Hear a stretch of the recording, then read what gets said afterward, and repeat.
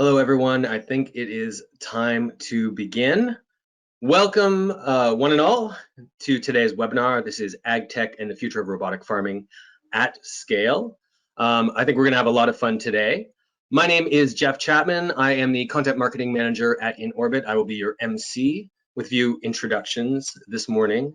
If you don't know, Inorbit, we offer a secure, scalable, robot-agnostic, cloud-based software platform for robot operations, fleet management, and data analytics. At the core of what we do is a dedication to effective RobOps, or robot operations, certainly a critical factor when we're looking at scaling robot fleets, certainly.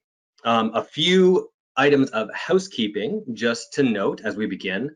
Today's webinar will be 30 minutes long. We are recording the webinar for those folks who wanted to attend but weren't able to make it. And we will be taking your questions. So as we proceed, if you guys have any questions, please feel free to write them into the chat bar there. And in the last 10 minutes of the presentation, we will absolutely attempt to answer those. So with that said, I would love to introduce our host for today, founder and CEO of Inorbit. Please welcome Florian Pestoni. Hi, Jeff. Thank you so much. Yeah, no problem, guys. And it's really my pleasure to introduce Lalitha Visveswaran, who has been a small acreage urban farmer since 2012. And what I really like is she really truly understands the challenges of small farms, not being able to hit the same economies of scales as larger farms, and the impact of the shortage of skilled labor. So she's been looking beyond mechanization for efficiency and profit margin. And I think her perspective is super interesting as a small acreage sole female farmer who really believes in the critical role of automation in farming, the role of robotics, and how to modernize our future. So welcome, Lalitha. Hi, Florian. How are you? Good morning. Good morning. I'd love to hear in your own words a little bit about yourself and a little bit about how you define small acreage urban farming. So I've been farming since 2012. I'm not a generational farmer. I learned farming after I came to the US. So I started small. I work in an urban area. So in urban areas, a small farm is anything from half an acre to maybe within 5 acres at the most, at least in California. It would be different in maybe other parts of the country like Midwest. But on average, in the United States, a small farm is like 400 acres. In the rest of the world, the average farm, not just a small farm, the average farm that produces food is about 7 acres. It's about 2 to 3 hectares, which is about 7 to 8 acres. So that's the definition of small farm. And a lot of it is done manually. A lot of it is organic. It's small. We do have mechanization in small farms, but it's really difficult to compare it with what we usually think of as farms in the US, either the commercial farms of California or like the Midwest farms. They do have market farms. So I think a small farm in an urban area is either rooftop farms or indoor farms or just smaller farms. So, I mean, there's this phrase like everything is bigger in Texas, but it sounds like that also holds for California, that our small farms are bigger than most farms in the world. So let's try to set the stage and paint a picture of what the current state of farming is right now, right? There's been a lot of instability, especially over the last year and a half because of COVID, but I think these are factors that started well before then, and now in the U.S. West, we're experiencing a drought that some people consider the worst in over 1,000 years. Yes. So can you share some insights of where things are right now? So I will speak for California. Sorry. I'll speak for California first. California is going through a declared drought, but we have to remember that California is always a desert. We are growing all this crop. We are feeding most of America from a desert. And the reason we're able to do that is because California is excellent when it comes to irrigation, farm management, and our innovation in ag. We have UC Davis, they do excellent research. We have so many wonderful companies. Their technology is birthed here in California. And I would say employing things like drip irrigation, picking the right crops, and also having proper farm management has actually made it. Our farm revenue is $45 billion per year, approximately, and it's maybe 44 or 45. Iowa, which is the second state that grosses farm income in the US, is about 22 or 24 billion.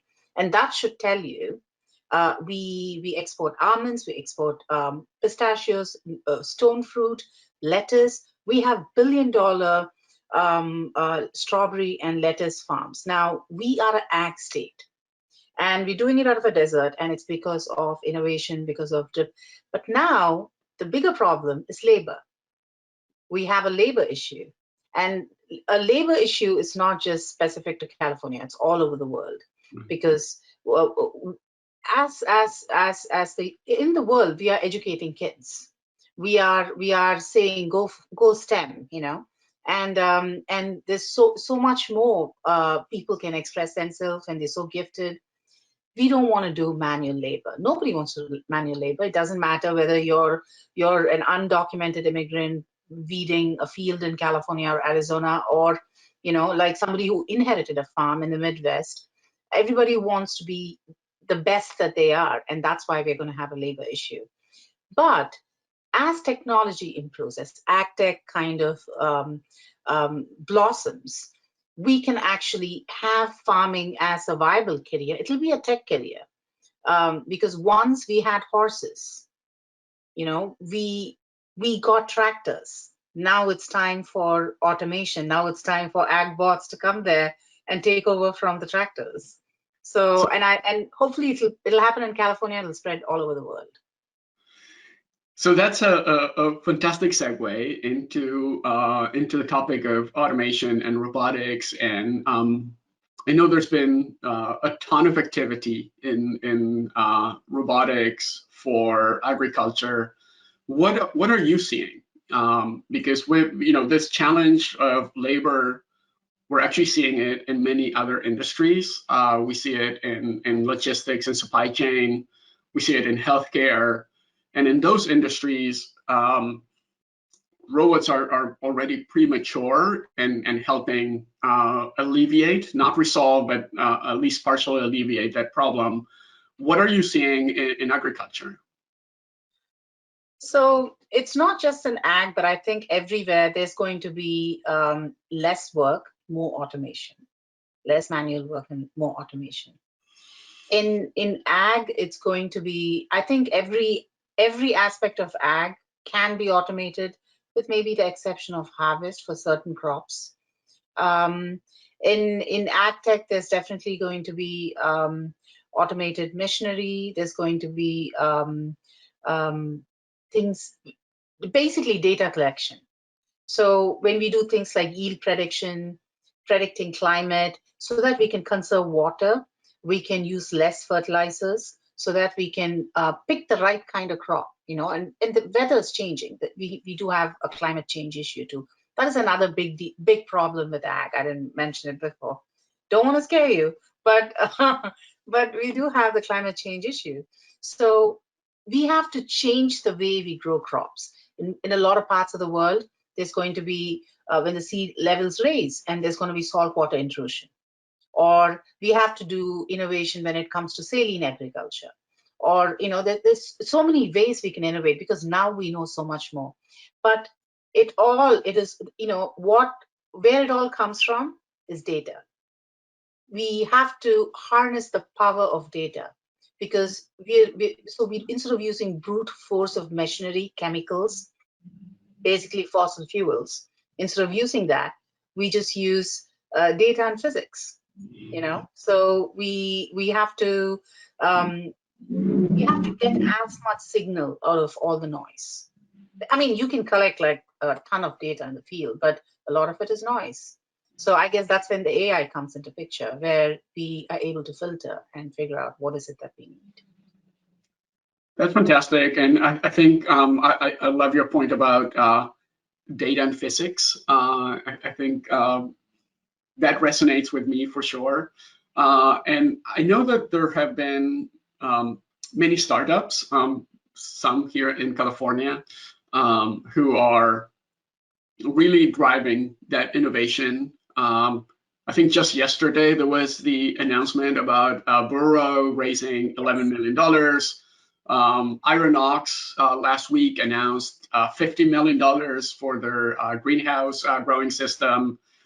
Carbon Robotics, Blue River is already working with John Deere, and now they acquired Bear Flag Robotics. So really a lot of activity, but it still feels kind of like early days for this. So what do you see as, where is this going? Where do you see the impact, not just for the big farms, but for the smaller farms like yours? Let's take the companies that you mentioned, right? So a lot of them, they're doing fantastic work. They've been at this for a while. I mean, like when somebody reads it in TechCrunch or another magazine, it's like this. It looks like they have basically automated a simple task, but there's a lot of work that goes behind this, because I know a couple of these companies. I know how long they've been working at it. And congratulations to Burrow. I just heard about it yesterday, so it's amazing, because I call it Charlie and his bots. Like Charlie's Angels, Charlie's bots. See, the thing is, they are meant for farms on a bigger scale, and it's very important because what for example, let's take Burrow. What Burrow does is it not only saves time, it actually it gets more productivity out of workers. But one thing that is not spoken enough, and when I'm an evangelist for ag robotics and AgTech with farmers, people who work with me, on the other side, and this is what I try to stress. The most important thing is because it relieves repetitive manual labor. It is good for the worker. Mm-hmm.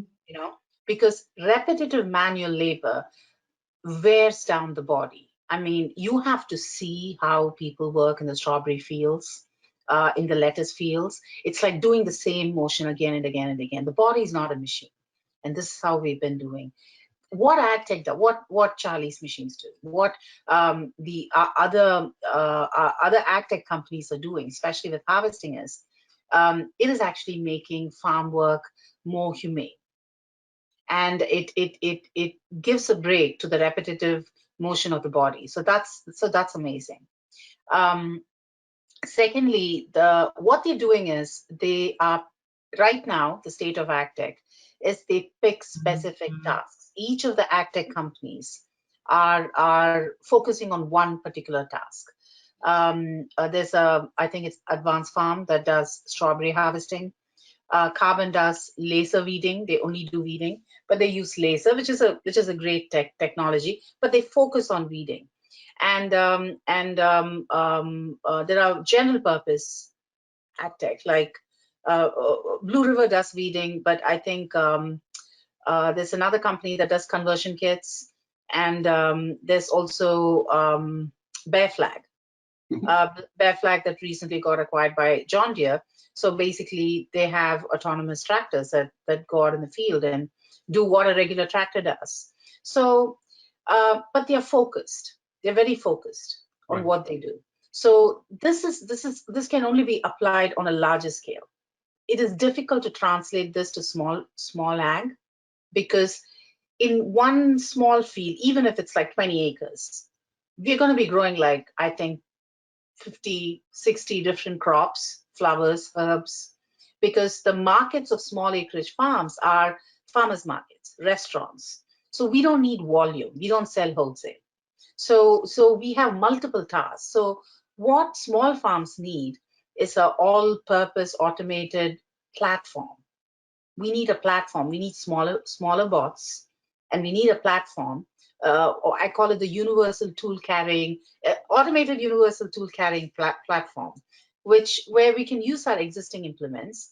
We don't need a ton of AI because we can't harness the power of data. But what's happening with the current AgTech companies is that they're using things like the vision system, or a CNN, or what they do is they know what's a weed, what's not a weed. They can target it. They can figure out how to minimize fertilizers, because I might not use fertilizer, but if I'm like 5 acres. But when a massive commercial ag company, which has like 8,000 acres of growing lettuce over different lots, even the little amount of fertilizer that they use, if they just spray fertilizer, that's a lot of fertilizer. It's going to go into the water, it's going to go into the soil, it's going to affect habitat. And imagine when there's always space, not everything needs fertilizer. I'm sorry, I said fertilizer, I meant pesticide. So while spraying stuff, so not everything needs it. The parts don't need pesticide. Why are we using it? So it has environmental impact. That is wonderful what they're doing, the current AgTech companies. But I don't know how that will translate to smaller acreages, because we have multiple tasks, but they're focused on single tasks like strawberry weeding or lettuce weeding or thinning, or specific ones for specific crops. Let's take a look now for a second from the perspective of a robot that's trying to do work in the field. It's not the friendliest environment for robots. So what would you say are some of the challenges of deploying a robot at a farm, let's say, compared to a closed-in warehouse? Let's go with one of the advantages. A robot can work longer than a laborer. It can work in the dark. It can work for more than 8 hours. And that's where we have the disadvantage. If it's going to work for more than 8 hours in a 1,000-acre field, it's going to run out of juice. Yeah. Even if you're going to make it solar, which I don't know when that's going to happen, but assuming it's electric or even gas, it's going to run out of juice. So we still need someone. We need a human being there who would be. So once again, we're going back into the labor cycle. So I think it's Varta in Europe. So they have so for electric, let's say battery, right? So there are now companies that are coming up with battery swapping bots. So when it knows that it's running out of juice, so Varta can send, and it'll send like a battery, and you can swap the battery. It's a German company, I think it's called Gaggle, I think. So it's just like a robot, like the iRobot that does the thing in the house. It can come and it'll line itself up so that it can get charged at the end of the day. So they're coming. So that's just one thing, like running out of juice in the middle of the field, because these are massive bots, and there's a lot of especially if it's using AI, there's going to be a lot of the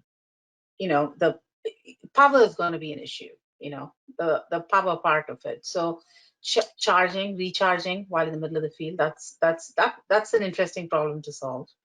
And also none of them they're just going to use one, because no farmer is going to rely on just one. If it breaks down, all the perishables are gone. So having smaller swarms of robots going about in the field is actually a much safer risk. It's a risk-averse strategy, which means that they have to communicate. You don't want them doing the same task or not learning. But I'm sure that's a problem that has a solution. But it all depends on the size of the bot. That's another thing. Sorry, go ahead. No, I was going to say, because we do have a little bit of time at the end for questions, but one of the things that we really focus on at Inorbit is this idea of what we call robot operations. How do you run the robots in the real world, not in the lab? And really, ultimately, our goal is, as you were saying, to augment what humans can do, making it easier, more efficient, right, for them to operate any kind of robot. So one of the things that for us is really important is it should be accessible for anyone, kind of regardless of technical skills. It takes a PhD in robotics to build a robot. It should not take one to operate it. And really, whether it's a small farm or a large operation, I think what you were saying of these like specialized, task-specific robots, I think that's still going to be the case for quite some time. I don't think there's any robot that's as versatile as we are as humans. So then you need coordination. How do you bring all of these pieces together, people and different robots? You got to make the robots talk to each other. Talk to each other, coordinate, so we like to use the word orchestration because it's really like a conductor with an orchestra. And again, I think you talked about repetitive motions and potential for damage to the body. But one of the things that we like to do is you don't have to be right next to a robot. You could be across the farm with a tablet. You could be in an air-conditioned room, and then only go to the robot when necessary. But if we can help you resolve 8 out of 10 problems that the robot runs into without having to go to the robot, we think we're helping at least a little bit be, for a farm to be more efficient. Because I imagine in a 400-acre lot, just even getting on a I don't know what you use within the farm, like a Jeep or something, or walking from one end of the farm to another, you really want to minimize that where possible. So I think this is this idea of delegating some tasks to the robot so you can focus on the things that you can do best. And when something unexpected happens, like if there's a leak, like in the middle of a 100-acre field, where do you know where the leak is, Or if an animal runs in and it's hurt in the middle of, because we can't send in automatic harvesters. If there's an animal, they'll just like go. So the robot should be able to identify it and let me know. And that's what you do. You're basically gamifying a robot or a fleet of robots. That's what. Am I right in understanding what you do? Yeah, absolutely. And again, I think different types of robots kind of working together hand in hand with humans with a simple to use interface. That's really what we aim for. Okay. So there you go, Jeff. Hey guys. Hey. Sorry to jump back in. I know that was a really interesting conversation, but we do have 1 or 2 questions. I'll just mention in terms of the labor concerns, I know, having worked a season on a Chiquita partner farm in Northern Australia, I mean, I was 20 and I lost 30 pounds over the course of 1 season. I couldn't imagine doing that as I got older. It's so hard on your body being a picker. So absolutely, yeah. So I do have a few questions for you guys. For Lalitha, what do you think is the biggest AgTech opportunity that robot manufacturers are overlooking? I imagine it might be to do with small acreage, but I don't know if you have a specific answer for that. Yes, you're absolutely right.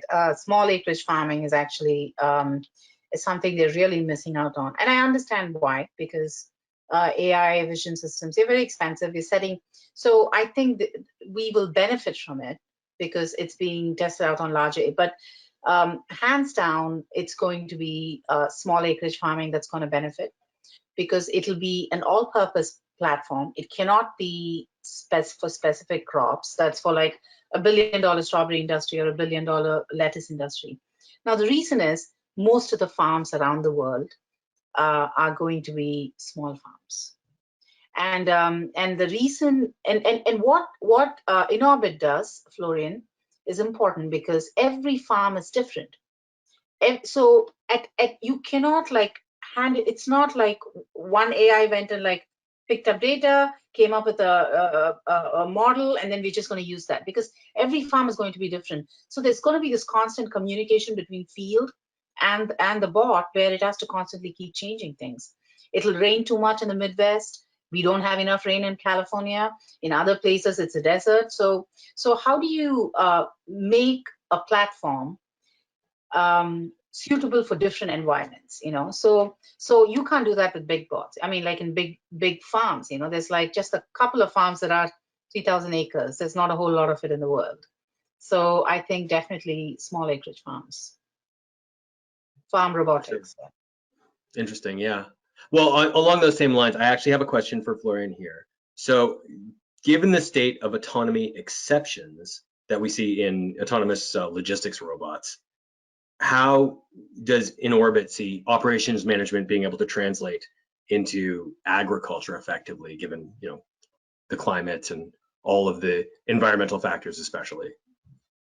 That's a great question. And for people who don't know what an autonomy exception is, it's when the robot that was doing its job, all of a sudden something happens and it's just stuck. It can't continue. And it could be physically stuck because, I don't know, in a warehouse, at least the floor is flat and concrete, but in a farm, it's uneven. So anything can happen when you're driving around. But it could also be the robot doesn't know where it is or has any type of problem. And a lot of times for safety reasons, it will stop.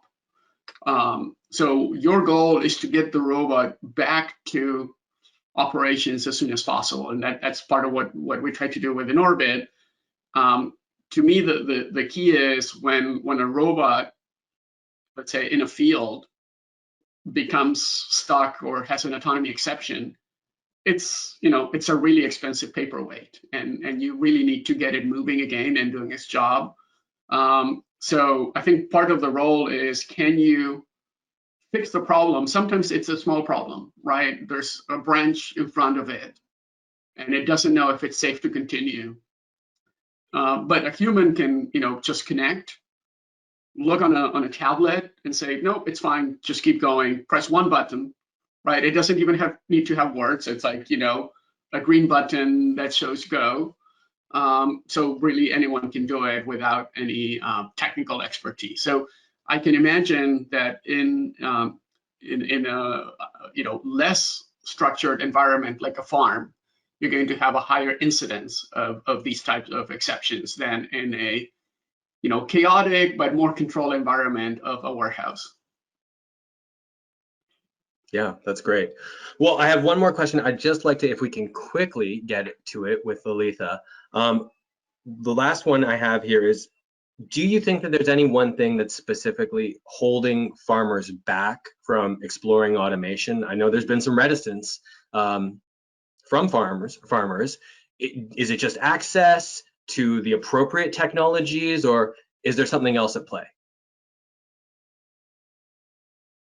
I can't speak for big farms, but I've spoken to some of the bigger farmers, and this is just my opinion. Is that one, financing? It's actually easier for bigger farms because it's just accounting. It's like how do we expense it? Is it offered as a service, robotics as a service, or is it sold as equipment? And definitely the second is reliability. If I fire my farm crew, because most big farms contract laborers, and if I fire my farm crew, do I know that the AgBot robotics as a service is going to come back every year and do the same service? Because training people is hard, retaining them is hard, and if we have to let them go, then there has to be a way we can train them in the new technology, and it should be cost effective. So it's like a nested layered problem, I don't have the numbers. That's it's for big commercial farms. They have massive crews, and it's usually labor contractors. So it's difficult to let them go if if we don't know if the same service from the robotics as a service company is going to come back every year and do it. So, which is why somebody like John Deere backing companies financially is a great thing, because we know that they can weather, like till they get the right amount of customers, and they can innovate, and there's enough money in the bank to give us that, the confidence. Yeah, well, sounds like a lot of challenges, but also a lot of opportunity. Thank you guys both. We are hitting the wall of our time. We really appreciated this conversation today, and I hope everyone enjoyed. We will, of course, be following up with everyone out there with a link so that you can review this webinar, or if you want to share it with your colleagues who may have not been able to attend. I'd like to thank everyone for joining us here. We really had a great time today, and I hope you have a great rest of your day. Thanks so much. Bye-bye.